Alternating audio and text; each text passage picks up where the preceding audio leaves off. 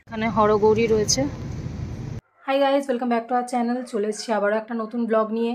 কিছুদিন আগে আমরা বর্ধমান গেছিলাম, সেখানে বেশ কয়েকটা জায়গা আমরা ঘুরেছি, ছোট ছোট কয়েকটা জায়গা ঘুরেছি। আর আমরা একদম একটা গ্রামে গেছিলাম, আমার মায়ের এক পিসির বাড়ি।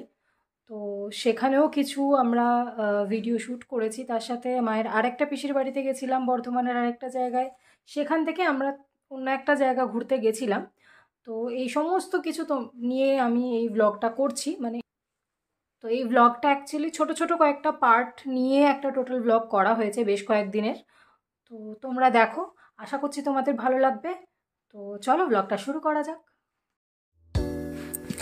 আমরা এখন রয়েছি আমার মায়ের পিসির বাড়িতে। এটা হচ্ছে ঘুষকরার কাছে একটা ছোট্ট গ্রাম, ধারাপাড়া নাম এই গ্রামের।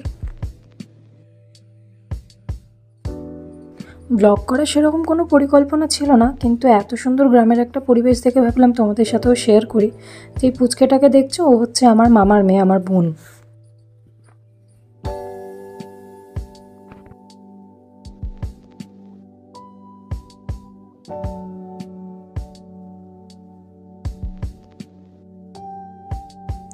শুদ্ধ তো গরু দেখতে পেয়ে বিশাল খুশি। এই দুজনের গরুকে খড় খাওয়ানো যেন আর শেষই হচ্ছে না।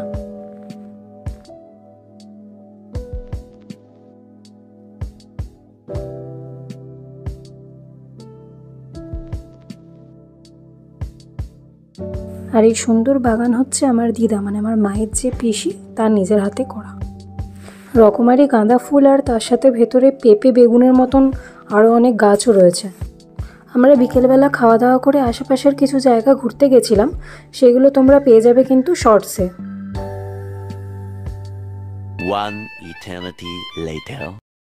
আমরা এখন এসেছি 108টা শিব মন্দিরে। তো 108টা মন্দির রয়েছে পরপর। ভীষণ সুন্দর জায়গা। সকালবেলায় এলে বা বিকেলবেলা এলে খুব ভালো লাগবে। এখন রাত হয়ে গেছে, প্রায় 7টা, প্রায় কি 7টা বাজতে যায়। একটু পরে মন্দির বন্ধ হবে। হ্যাঁ, 8টার সময় বন্ধ হয়ে যায়। সব শিবলিঙ্গগুলোকে ঢেকে রাখা হয়েছে।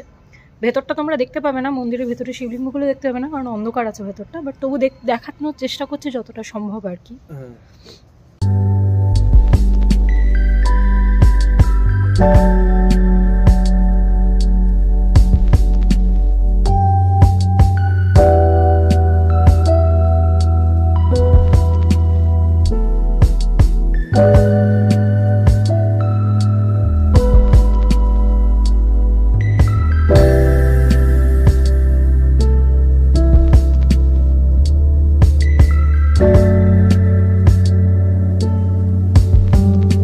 এই যে শিবলিঙ্গগুলো সব ঢেকে রাখা হয়েছে ঠান্ডার জন্য।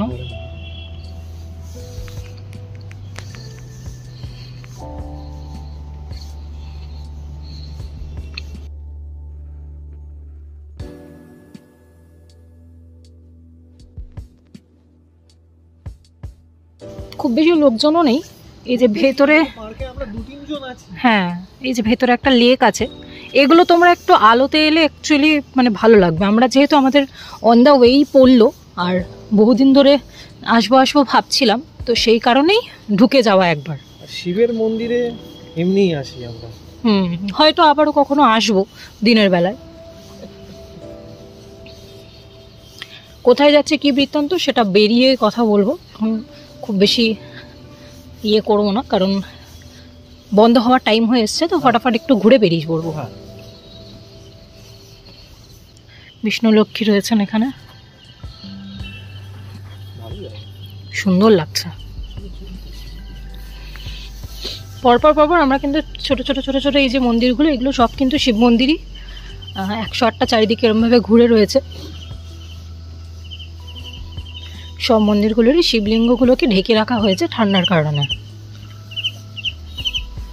এখানে কি নন্দীকে ওই যে ঠান্ডার জন্য চাদরে মুড়ে দেওয়া হয়েছে। হ্যাঁ, এখানে কর্নারে একটা আছে।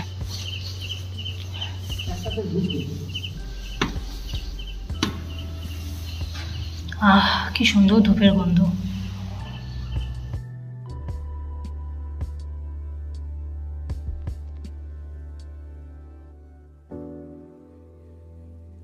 যেই কর্নারের মন্দিরটাতে আমরা ঢুকলাম ওটা খোলা ছিল। হ্যাঁ,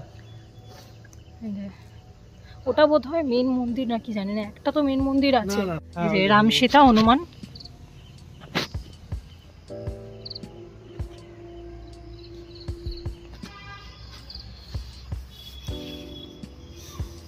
এটা কিন্তু দিনের বেলায় এলে দারুণ লাগবে, মানে মনে হবে যেন বসে থাকি, যাব না।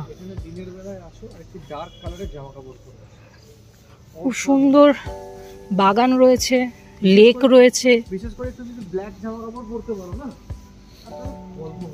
আমরা এখন ছবি টবি কিছুই তুলছি না, কারণ ছবি তোলার মতন অবস্থাতেও নেই আর আলোও নেই সেরকম।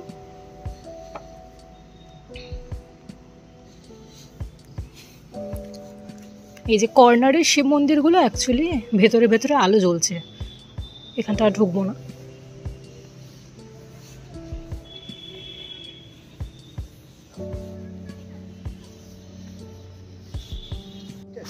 রাধাকৃষ্ণ, কৃষ্ণের বাহন তো গরু। এখন লেকের ধারেও বসার জায়গা করা রয়েছে। আহা কি সুন্দর আর লাগছে, খুলো না, কি সুন্দর লাগছে দেখো, জলে ছায়াটা পড়ছে। কেন মাঝখানে একটা বসার জায়গা মতো রয়েছে, এখানে বোধহয় কিছু হয়, মানে কীর্তন টীর্তন বা কিছু হয়তো নিশ্চয়ই হয়, মানে জায়গাটা থেকে তাই লাগছে। হ্যাঁ হতেই পারে।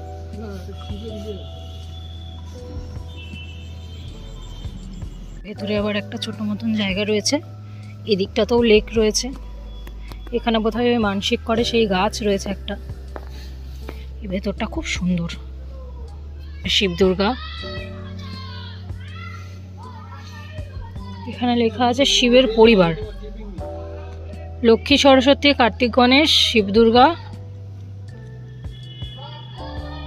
নন্দীও আছে, আরেকজন কে বুঝতে পারছি না।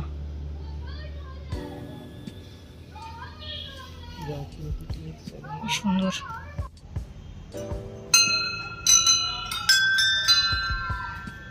এখানে হরগৌরী রয়েছে, এখানে রয়েছে নটরাজ, আর এটা কে আমি ঠিক বুঝতে পারছি, ত্রিমূর্তি। আচ্ছা,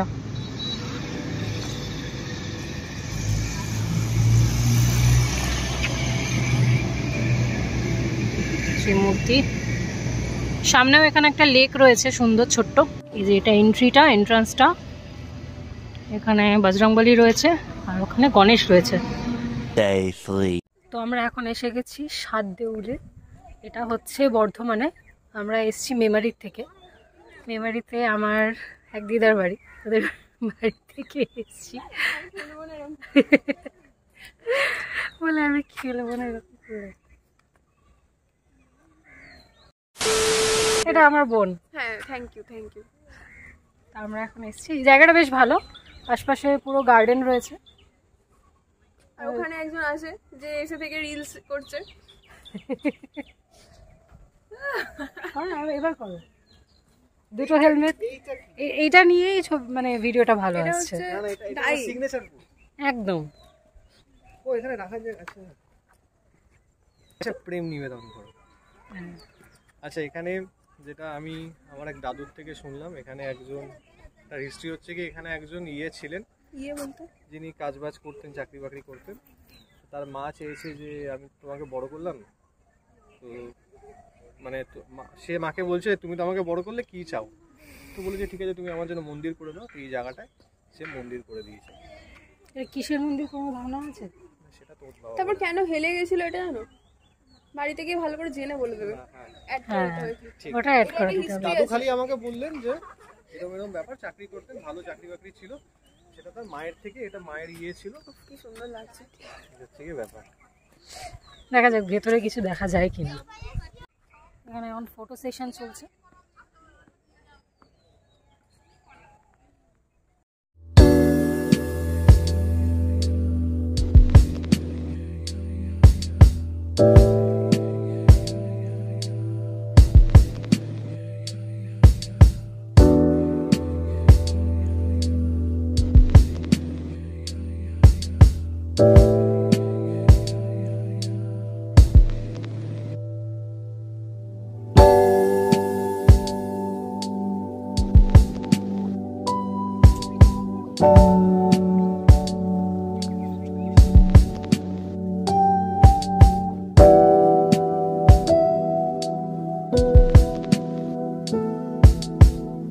পেছনটায় রয়েছে পুরো বাঁশ গাছ।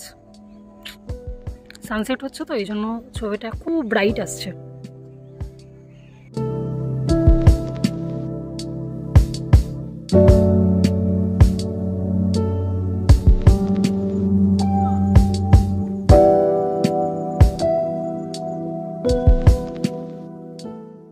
এখন সানসেট হচ্ছে অলরেডি। মন্দিরটা এক পাশে একটুখানি হেলানো, সেই হেলানোর পেছনেও কিছু একটা স্টোরি আছে, হিস্ট্রি আছে। সানসেট হচ্ছে পেছনে রয়েছে দেউলের হিস্টোরিক্যাল সিগনিফিকেন্স কিছুটা।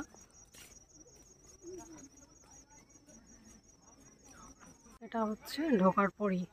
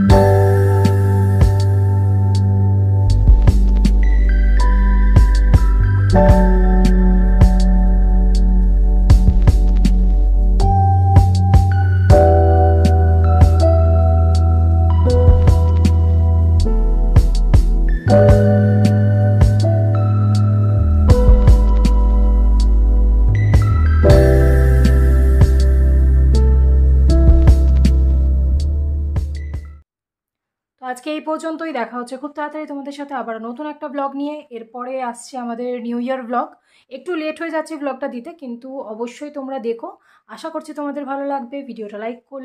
ভিডিওটা ভালো লাগলে অবশ্যই লাইক করো, শেয়ার করো বন্ধুদের সাথে, আর চ্যানেলটাকে সাবস্ক্রাইব করতে ভুলো না। আর আমাদের শর্টসগুলোও কিন্তু তোমরা অবশ্যই দেখো।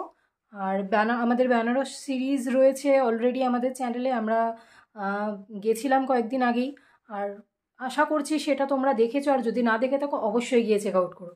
তো চলো আজকে এই পর্যন্তই। দেখা হচ্ছে খুব তাড়াতাড়ি নতুন একটা ব্লগ নিয়ে। Till then take care.